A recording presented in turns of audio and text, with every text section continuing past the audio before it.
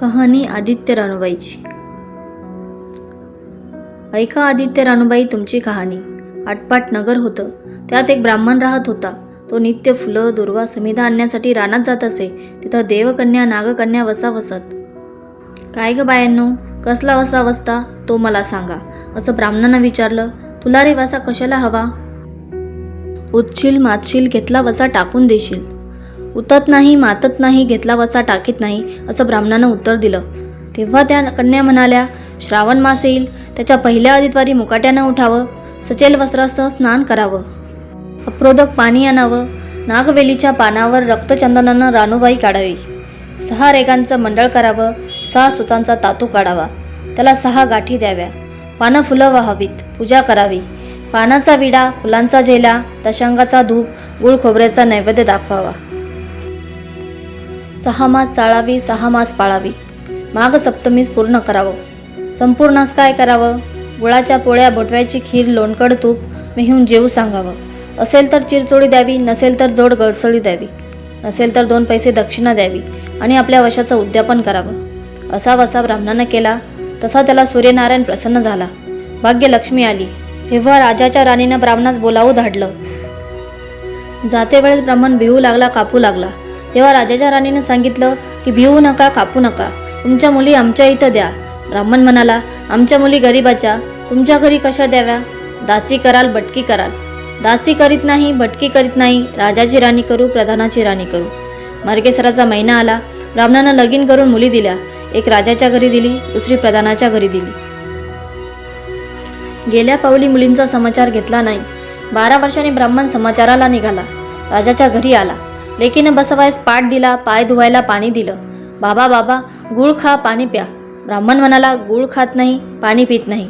आधी माझी कहाणी करावायची आहे, ती तू ऐक. तुमची कहाणी ऐकायला मला वेळ नाही. राजा पारदीला जाणार आहे, त्याला जेवायला उशीर होईल. तोच त्याच्या मनात राग आला. तिथून तसाच निघाला. प्रधानाच्या घरी आला. तिनं पाहिलं बाप आला तसं तिनं बसायला पाट दिला, पाय धुवायला पाणी दिलं. बाबा बाबा, गूळ खा, पाणी प्या. गूळ खात नाही, पाणी पित नाही, आधी माझी कहाणी करावायची आहे, ती तू ऐक. तुमची कहाणी नको ऐकू तर कोणाची ऐकू? घरात गेली. उतरंडीची 6 मोते आणली. 3 बापाच्या हाती दिली, 3 आपण घेतली. त्याने मनोभावे कहाणी सांगितली. तिनं चित्तभाव्याने ती ऐकली. नंतर जेवून खाऊन बाप आपल्या घरी गेला.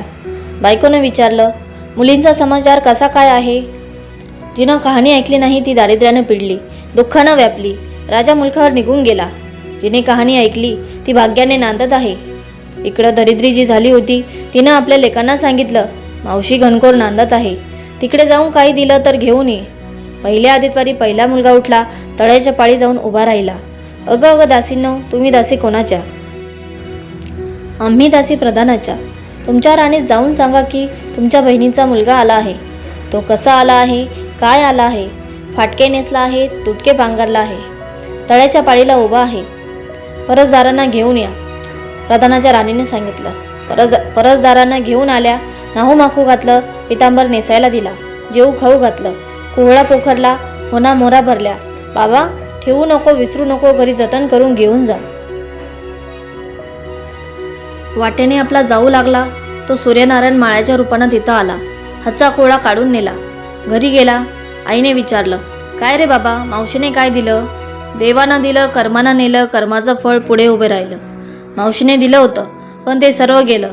पुढच्या आदितवारी दुसरा मुलगा तळ्याच्या पाळी जाऊन उभा राहिला. अगं अगं दासीनं, तुम्ही दासी कोणाच्या? आम्ही दासी प्रधानाच्या. तुमच्या राणीला माझा निरोप सांगा. त्यांनी सांगितला. मग प्रधानाच्या राणीनं त्याला घरी नेलं, नाहू माखू घातलं, काठी पोकरून होनामोराने भरून दिली. बाबा, ठेवू नको, विसरू नको, घरी जतन करून घेऊन जा म्हणून सांगितलं. वाटेत सूर्यनारायण गुराख्याच्या रूपानं आला. हातची काठी काढून घेतली. घरी गेला. झाली गोष्ट आईला सांगितली. दैवे दिलं, कर्मानं नेलं. पुढे 3ऱ्या आदितवारी 3रा मुलगा तळ्याच्या पाळी जाऊन उभा राहिला. त्यालाही पहिल्यासारख्या प्रधानाच्या राणीनं नाहू माखू घातला, पितांबर नेसायला दिला, जेऊ खाऊ घातलं, नारळ पोखरून होनामोराने भरून दिला. ठेवू नको, विसरू नको म्हणून सांगितलं. घरी जाताना विहिरीच्या काठी नारळ ठेवून पाणी प्यायला तो विहिरीत उतरला. तो नारळ गडगडून विहिरीत पडला. घरी गेला. आईने विचारलं, काय रे बाबा, मावशीने काय दिलं? आई ग, मावशीने दिलं पण दैवानं बुडवलं. चौथ्या आदितवारी चौथा मुलगा गेला, तळ्याच्या पाळी उभा राहिला. त्यालाही प्रधानाच्या राणीनं घरी नेऊन नाहू माकू घातला, पितांबर नेसायला दिला, जेवू खाऊ घातलं. त्यालाही दह्याची शिदोरी होना मोरांनी घालून बरोबर दिली. सूर्यनारायण गाडीच्या रूपानं आला, हातची शिदोरी घेऊन गेला. घरी गेला. आईने विचारलं, काय रे बाबा, मावशीने काय दिलं? आई ग, मावशीने दिलं पण दैवानं ते सारं नेलं.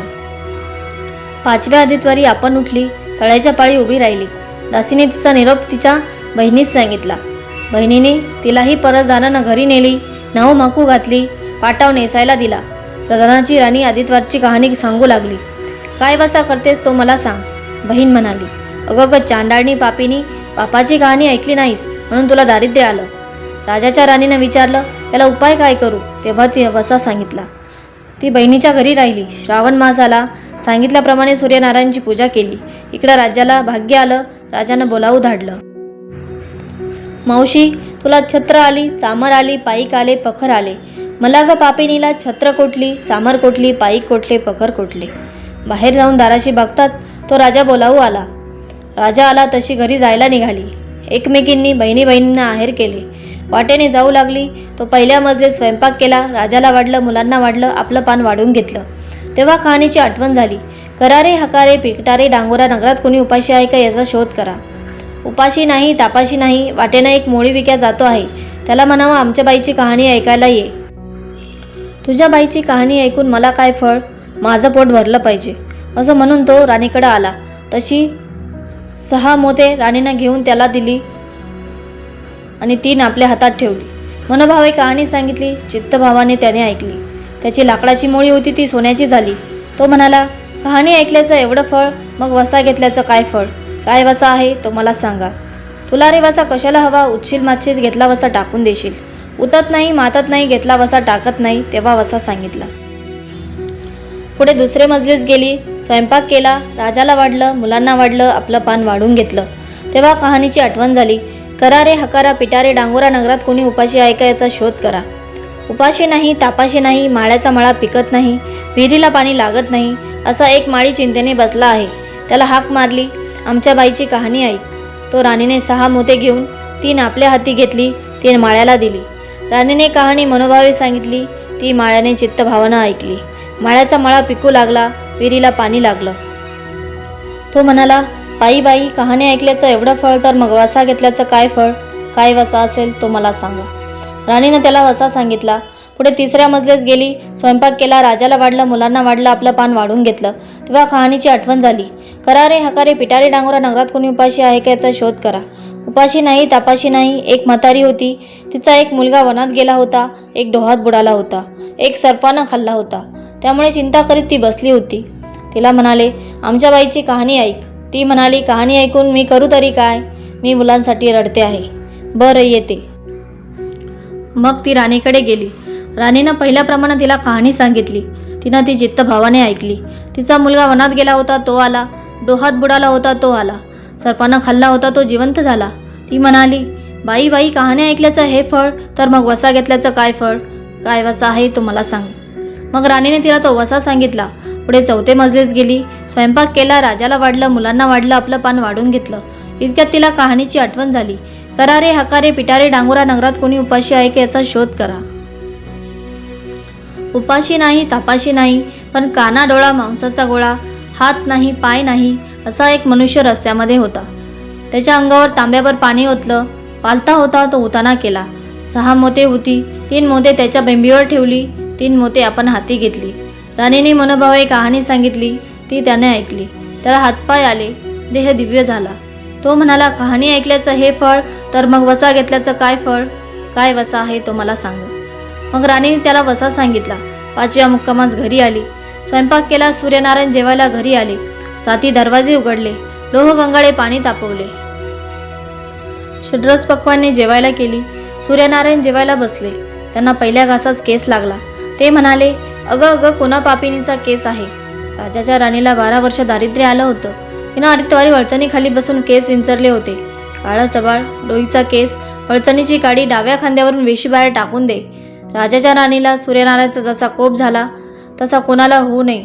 ब्राह्मणाला, मोळी विक्याला, राजाची राणी म्हातारीला, काना डोळा मांसाचा गोळा इतक्यांना जसा सूर्यनारायण प्रसन्न झाला तसा तुम्हा आम्हाला हो ही 60 उत्तरांची कहाणी 5 उत्तरी सुफळ संपूर्ण.